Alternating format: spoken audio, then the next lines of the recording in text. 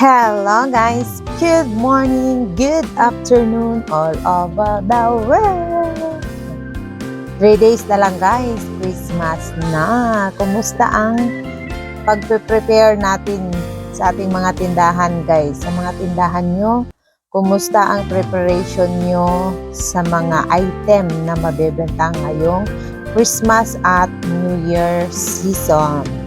Yes guys, usapang ano tayo ngayon? Usapang alak. Pag may alak, may balak. Char! Yes guys, usapang alak tayo ngayon. Kasi flex ko lang yung aking hat. Yung aking sombrero na asti para tayong bakasyonista. Malamig kasi ang panahon dito guys, kaya nag-sombrero ako kasi pag anytime natatawid ako na may ambon, so okay lang, meron tayong protection. Kasi nga, medyo matanda na tayo.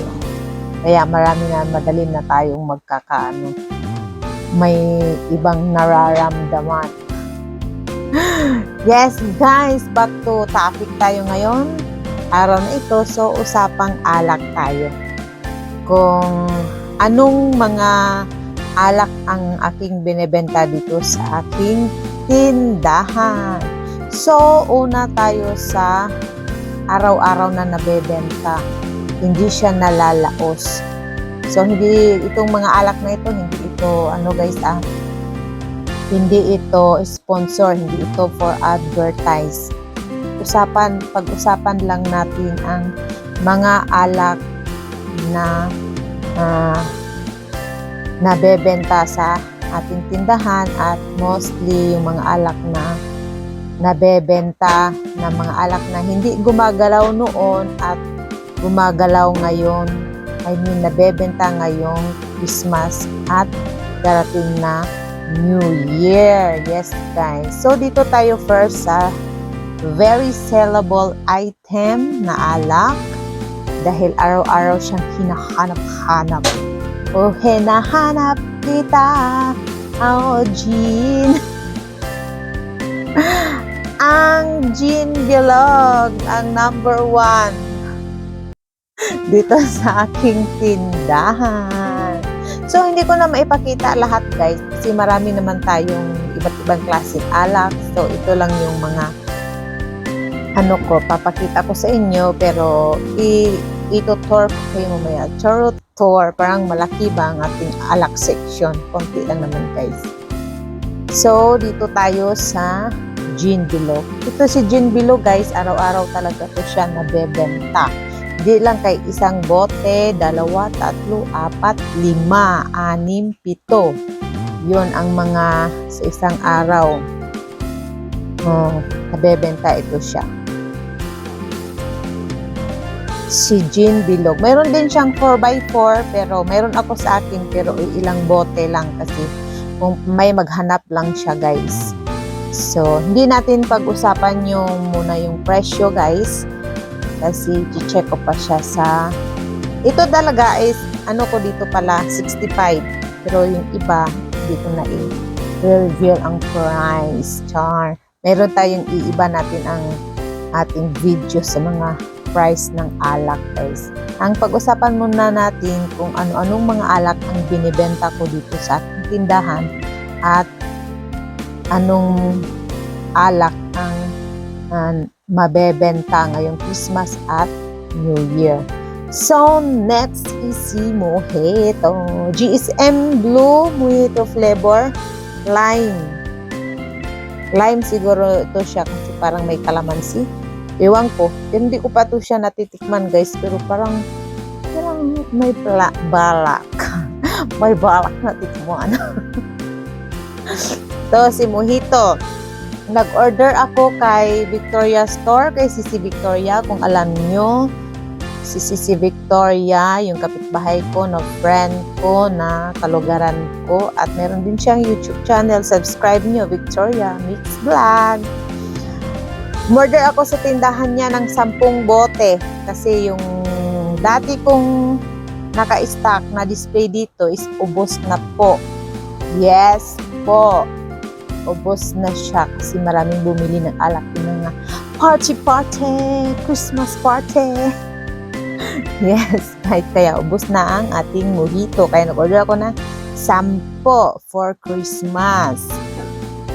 At meron din tayong So Nice. Hinahanap ko soju pero walang soju din si Sisi Victoria.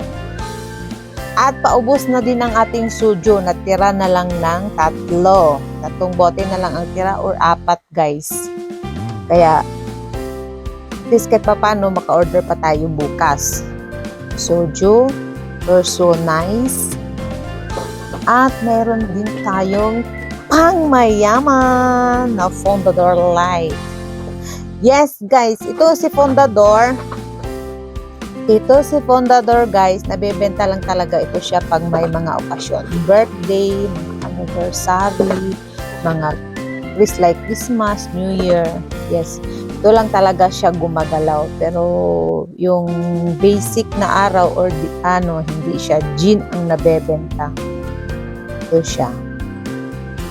At meron din akong Red Horse Sunmig Light at Sunmig Apple. Pero yung Red Horse parang next level siya sa gin.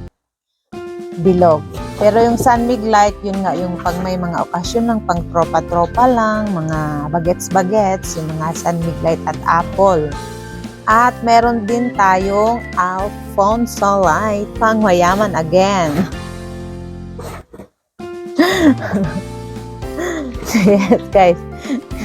Hindi ko alam kung anong lasa ng Alfonso pero yung Fondador natikman ko. Pero yung Alfonso hindi ko alam kung anong lasa nito guys. May balak din tayo niyan. Hindi ako lasinggera guys. Tikim-tikim lang ng mga alak guys para hindi naman tayo ma-ignore sa mga flavor ng alak. Yan, ito si Alfonso. Mayroon din tayong Alfonso. Ang meron lang ako dito is tatlo lang. 3 Fondador Lights, 3 ding Alfonso na ganito. Kasi pag may bumibili sa akin, 2, 3 lang ang pinakamarami sa isang customer. Mayroon din tayong wine. Yes, ladies drink. Pang mayaman din to. Noveleno. Strawberry passion. Yes, masarap ito siya guys. Lahat ng flavor na tikman ko ng wine. Pa chill din tayo minsan. Pa wine din tayo minsan. Good for the heart daw. Charot. Si Novelino. 2 lang kinuha ko sa Novelino guys. At balik tayo kasi may commercial lang. Charot. May bumili guys. At meron din tayong The Bar. Yes guys, The Bar Lime Gin. Yes, meron tayong The Bar. Lang din to, seasonal lang din dito siya nabebenta guys. 2 lang yung akin na ganito. So, mayroon din tayong MP Light. Mayroon akong iba't ibang sizes nito, yung bunso, yung next ng bunso at yung pinakamalaki nito, 700 ml. Pero ang mostly na nabebenta sa akin is yung bunso, guys. Yung 750 ml, bihira lang siya. Bunso talaga ang pang-3 siya. Unang syllable gin, next ang Red Horse, at pang-3 yung bunso na inti. Yun ang most popular na alak dito sa akin tindahan. Kayo ba guys, kung ano bang mga alak ang nabibenta sa inyong tindahan guys? Sa akin, ito yung mga binibenta ko sa aking munting tindahan. Ito yung mga alak na binibenta ko sa aking tindahan. Yung iba, mayroon marami mga iba't ibang klaseng alak guys, pero hindi ko siya binibenta kasi nga siyempre, although matagal naman yung ibang alak, wala bang expiration ng alak guys, di ko sure. Yung iba naman yearly, 2 years or more, hindi ako sure that, pero yun ang binibenta ko lang talaga is yung binibili ng aking customer. At kung hindi ako sigurado na binibili ng customer, para lang may ma-display ako, para kung may maghanap isa, 2 lang siya guys. Mayroon pa pala akong Carlo Rossi pero walang stock sa ngayon. Si Sisi Victoria, baka sabi niya bago mag-Christmas. So, habol pa tayo kasi 22, 23, 24. So, makahabol pa tayo guys. Malay natin, bukas is meron na siyang stock. So, kahit makabili akong 2 or 3 bote lang. Kasi, ano din yun siya. Bihira lang din ang may maghanap. At least nga kasi, at yan guys, ang mga alak or wine na binibenta ko sa aking munting tindahan. Kayo ba guys, ano bang mga classic alak ang binibenta niyo dyan sa inyong munting tindahan? At lalo na ngayon is mag-Christmas at mag-New Year, kailangan hindi tayo magpapawala ng mga alak guys kasi maraming mag-party-party, mag-inom-inuman, mag-happy-happy sa mga kanilang bahay. Yes guys, kaya magsilabasan na yung mga kaperahan nila kasi may mga iba na pagbongga-bongga, mag-inom-inom kasi nga nakatanggap na sila ng bonus or 13-month pay. Kaya kahit pa paano, mayroon tayong maibigay kung ayaw nilang pumila doon sa wholesaler dito sa amin. Pag mahaba ang tao, dito na sila takbo. At least may maibigay tayo. Guys. Importante lang guys na mayroon tayong maibigay sa kanila. Kaya thank you guys for watching. Yan lang yung share ko sa araw na ito. And God bless you all and have a good time and Merry Christmas sa lahat. Bye-bye!